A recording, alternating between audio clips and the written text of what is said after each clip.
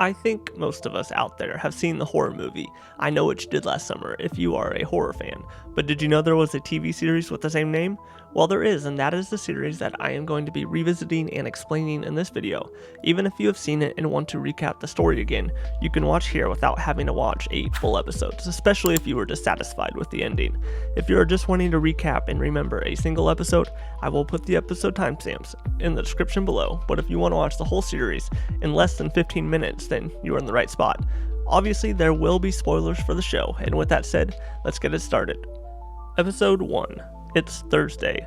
The show begins in the sunny town of Waihona in Hawaii. We first meet Lennon, who arrives home to greet her father because she has been gone for a year, but we aren't told why just yet. When she goes upstairs to her room, she sees the words, "I know what you did last summer," written in lipstick on her mirror right next to a bloody goat head. Then we jump to the high school party that happened in the past. It is then revealed that Lennon had a twin sister named Allison, and they are polar opposites. Lennon is a party, doesn't care about anything kind of girl, while Allison is the quiet, introverted virgin who doesn't have very many friends. The two end up getting in a fight at the party because Allison finds out Lennon hooked up with Dylan, the guy Allison was crushing on. Allison then storms out of the party, pissed off. A little later, Lennon and her friends decide to drink and drive, and they hit something in the middle of the road, and when they check what it was, they hit Allison and she died. Dylan wants to call the police, but the others are dead set on not letting that happen.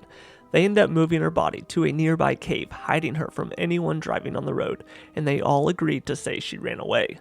Lennon seems to be pretty torn up by this though, and she may not have liked Allison all the time, but that is her twin sister, the person that was closest to her. When they are about to leave the cave, they hear something coming from inside the cave, but don't see anything other than bats, although we see someone watching from afar that they don't. To end the episode, we are shocked to learn that it wasn't actually Allison, the quiet one, that died that night. It was Lennon, and Allison took on the identity of her twin sister because her father said she would go to jail if she didn't, and he was not about to lose both of his daughters in one night. Could Lennon be back for revenge? To avoid confusion, I will call her character Lennon for the season because that is who everyone thinks she is, except her father of course, but we all know it's really Allison. Episode 2. It's Not Just for Dog Shit. The episode opens up right after Lennon arrived home that night, and she spilled the beans to her hipster father almost immediately, and he was shocked he just lost a daughter, but also didn't want to lose his other one too, if she got life in prison for killing the real Lennon. Bruce helps Lennon fake a note saying Allison ran away, and he is far too calm while all this is happening. Like, bro, you just lost a daughter, it's okay to be a little sad. We also learn that his wife and the girl's mother took her own life not too long ago, so maybe the family is better than most at dealing with trauma. We see Lennon hanging out with her friend group, which are truly new friends to her, but they all think she is the same girl they've been friends with all their lives. Dylan doesn't hang out with the crew anymore though because he was the one that wanted to go to the cops, but no one else did. Margot, Riley, and Johnny are the other 3 closest friends to Lennon. Lennon shows everyone the pictures of the mirror and the goat head, but they don't really seem too bothered by it and think Lennon made it up for attention. Johnny finds his coach trapped under a barbell in the weight room at school, but it is a creative trap that the new killer put together. A dumbbell ends up smacking Johnny in the face, and then the killer comes over and cuts off Johnny's head with some lead pipe or shovel looking thing. The rest of the group then receive videos showing Johnny dead with no head, and then Lennon finds the head on the side of the road.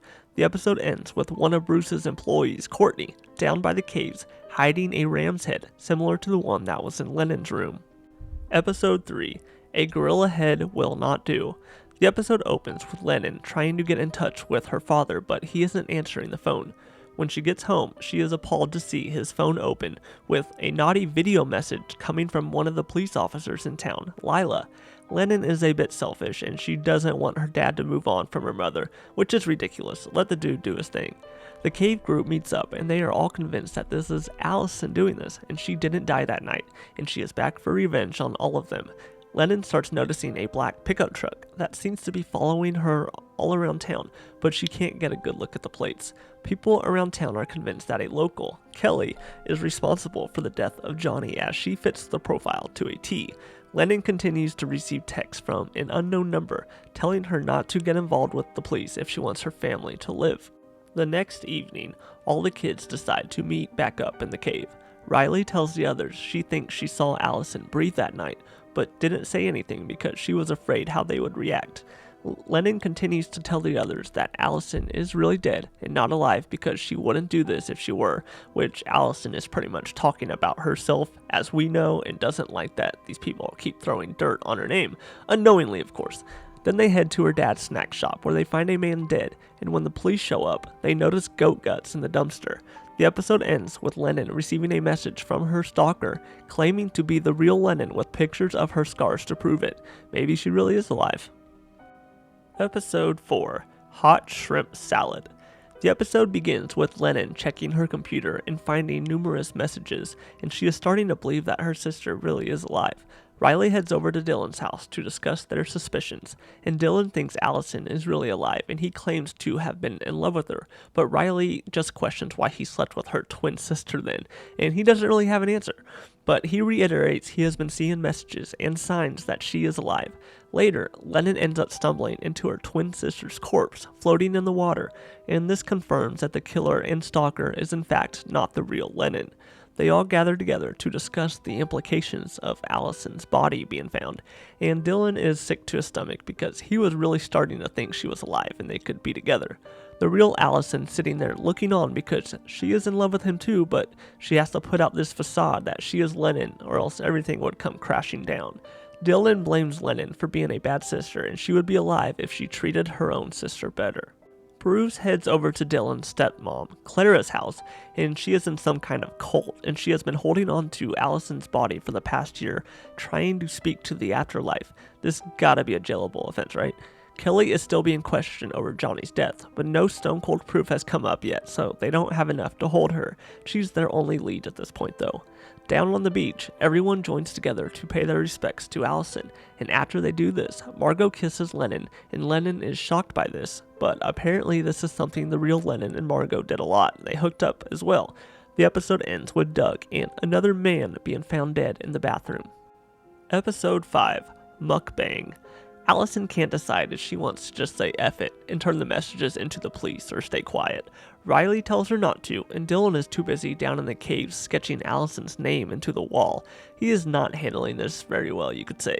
Margot isn't doing too much better, and she's been really struggling with an eating disorder recently, and she goes over to Riley's house to get her mind off of some things, and she tells Riley how different Lennon has been acting recently, but Riley just thinks it's because they just confirmed her sister was dead, but we know the real reason. Dylan deducts that Clara could be the one responsible for this, and maybe she was the one that saw them in the caves that night. All of the kids are called in for questioning, and Lennon is questioned about her OnlyFans account, which she didn't even know existed, but the real Lennon was doing it as a side gig, and the cops believe the killer may have been one of her subscribers. They all go check out Clara's house after this, and the only kind of evidence they can find are some imported spiders that don't live in the US. Clara arrives home, but Dylan is able to distract her long enough for the others to get out safely. They still think she might be the killer, or at least her cult could be involved. Another flashback shows Bruce and the real Lennon arguing the night of the party in the middle of the road, and this must have been right before the others smashed into her. Episode 6, Least You Had a Spare. The episode begins with Riley running out in the woods, trying to get away from Clara's before she is caught. She finds a road, but then a car comes out of nowhere and chases her, and the person eventually gets out and stabs her a few times with a knife, possibly killing her. Meanwhile, the police realize the spiders in Clara's house are a crucial clue to try and find the serial killer, because whoever the killer is has put spiders in both of the corpses' heads that they have killed, and since they are only grown in other countries, Clara is looking mightily suspicious right about now. The other kids are wondering where Riley is, and they are afraid she might have been the killer's next victim. They do end up finding her severed hand on the side of the road. Courtney, Riley's mom, has been looking everywhere for her, and then she receives a location ping on their phone, and when she arrives, it was a trap, and Courtney is strung up by the neck and killed. Bruce talks with Lennon and tells her that her mother is still alive, but didn't want to raise the twins, so she abandoned them many years ago. Lennon had thought she had died by her own volition, but is appalled to learn she is still alive, and Bruce wonders if she isn't the one doing these killings after finding out one of her daughters was murdered. He also informs Lennon that her mother was in the same cult as Clara. Margot meets up with Lennon, and she tells Lennon she thinks Dylan is a killer now because of his love for Allison and how weird he has been lately. The next scene shows Riley collapsed on the ground, with Clara looking down at her. Dylan makes his way into the cave where he finds Clara with Riley's body, and she warns him that the tide is coming in. Apparently, he is actually working with Clara. Episode 7, If Only Dogs Could Talk. The episode begins with Clara whispering and preparing Allison's body for the next life. She then puts one of her spiders next to her ear, and this is when Dylan shows up. Now the whole town is under the impression that Clara is responsible for all of the killings, and they are ready to go on a manhunt. Lennon has decided to try and contact her mom, but her mom isn't too interested in talking to her. What a loving mother. Lila received a tip-off about the cave from Bruce, and when they arrive there, they find Riley and Clara both covered in honey, and Clara is arrested while Riley is stretchered out. We then jump 3 weeks later, and apparently things have quieted down a bit, and no killings have happened with Clara in custody.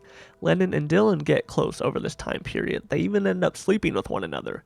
Being on cloud 9 after hooking up with the guy of her dreams, she thinks it is a good idea to tell him the truth about the twin switch, and he is appalled to learn of this and goes absolutely nuts. He was not thrilled about this one bit and stormed out. Then we jump over to Margot's place, where she had a brush with the killer as well, and she is thrown out of her back door, landing roughly on some glass, but survived the fall. Dylan heads to the police station to tell them everything he just learned from Lennon. The episode ends with Lennon dreaming about sleeping with Riley, and Riley says to her about her scars, "You have them too." Episode 8, Series Finale, Your Next Life Could Be So Much Happier. Dylan explains to the police what Lennon had told him, and they are pretty confused at first, and Lila isn't really buying it, and she even calls her sugar daddy Bruce to tell him what she was just told. Lila asks for proof, but he says he has none. Margot finds out that Lennon and Dylan hooked up because she thought they were a thing, and when she asks him about it, Dylan tells her everything he knows about the twin switch, and Margot actually believes him and says that makes a lot more sense than what they have been told recently. Margot goes hunting for Helen, Lennon's mom, so she can tell her the truth about Allison being the one who murdered her other daughter. The only problem is, when she gets to Clara's house, she finds Helen dead. Margot starts pretending to cry, and then boom, she stands up and admitted that she killed Allison's mom for Lennon, the real Lennon. Margot has been the killer this whole time. Margot explains that she knew the whole time that Lennon wasn't actually Lennon, and Allison pulled off the switch, and she is doing this to get back at Allison for killing the love of her life. Margot was obsessed with the real Lennon, like stage 5 creepy obsessed. Margot also saw that Lennon slept with Dylan at the party, and not her, which caused her resentment for Dylan as well and led her to go on this killing spree. Margot stabs Allison through the gut with a knife, and she falls to the ground. Lila then shows up and sees Dylan and Margot standing next to each other and asks who the killer is, and Margot says it was Dylan this whole time. Lila asks Allison to confirm this, and Allison says it was Dylan also for some weird reason, I guess proving that she loves Margot too. Dylan is then arrested, and then Margot tells Allison that was the hottest thing anyone has ever done for her and kisses her on the head. And that is how the series ends. Yeah, completely confused me, her choosing Margot over the boy she was supposedly in love with, but she did it. I see why some wouldn't be a fan of this ending. Any other series that I should do? Let me know in the comments below. Thanks for watching.